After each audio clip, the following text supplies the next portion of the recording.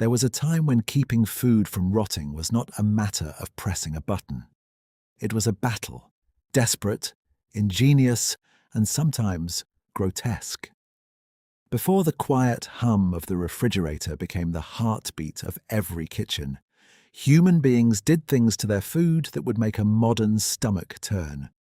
And yet, those same methods fed armies, built empires, and kept entire civilizations alive. This is not a story about technology. It is a story about survival and what happens when time is always running out. If you have never thought twice about opening your fridge, this video will change that. Subscribe if you are new, drop a like, and let us get into it. The enemy called rot. Every piece of meat you have ever eaten was, from the moment it was cut, already dying. That is not drama. That is biology. Bacteria sense warmth, moisture, and stillness, and they move in fast. In a Mediterranean summer, a cut of meat left in open air could turn dangerous within hours. Not days, hours. Standing in an ancient Roman market on a July afternoon would have been a sensory assault modern life has made unimaginable. The smell alone was a survival tool. People had no concept of bacteria, no understanding of microbiology.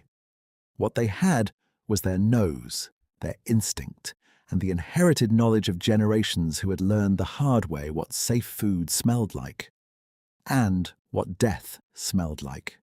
The line between a meal and a poison was razor thin, and crossing it meant fever, agony, or a quiet end that nobody would connect to last night's supper. Salt, smoke, and strange science, humanity's first weapons against rot, were not elegant.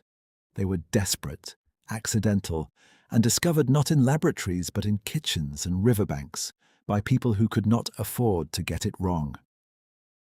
Salt came first.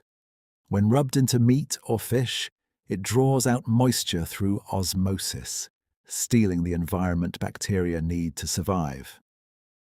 Nobody understood the chemistry. What they understood was the result. Salted things lasted, unsalted things did not.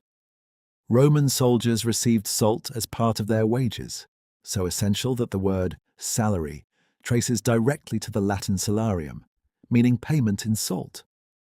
Smoke arrived even more accidentally. A carcass hung too close to a fire. Days later, still edible.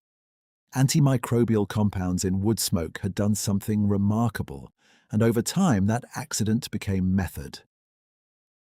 Dark smokehouses where meat was slowly transformed into something that could outlast an entire season. Fermentation was strangest of all. You were allowing food to begin breaking down, inviting microorganisms in, watching it bubble and shift. What emerged was paradoxically safer than what you started with.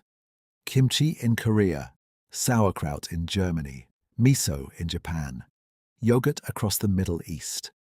Across cultures with no contact with each other, the same discovery was made independently, because hunger is a universal teacher. The ice hunter's salt could transform food. Smoke could protect it.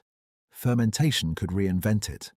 But none of them could stop the clock the way cold could. And for most of human history, cold was not something you could make. It was something you had to find. Boston entrepreneur named Frederick Tudor decided to change that. His idea: cut ice from frozen New England lakes, pack it in sawdust and sail it across oceans to tropical markets, was considered insane. His own brother called it a folly. Tudor lost his fortune twice chasing it. And then it worked. By the 1840s, New England ice was reaching Calcutta and Havana, and people who received it touched it with something close to awe. But the trade had one fatal flaw. It depended entirely on winter. The machine that made cold. Into that vulnerability came inventors who refused to accept that cold had to be found. Mechanical refrigeration moved from hospital experiments in Florida to industrial ammonia plants in Chicago to, finally, the domestic kitchen. Dangerous at first, leaking toxic gases, failing unpredictably. The breakthrough came with Freon in the late 1920s, a synthetic refrigerant safe enough for a family home. By 1944, over 85% of American urban households owned a refrigerator. The battle was, for the first time in human history, effectively won. The hum that changed everything. The refrigerator did not announce its revolution. It simply appeared, and the world reorganized around it so quietly that within a generation, the life before it became unimaginable. Cities changed, farms rewired. Global supply chains stretched across continents carrying fresh food to tables that once survived on salt and smoke and prayer. But something was also lost. The knowledge that went with the every block of ice sailing toward a tropical shore.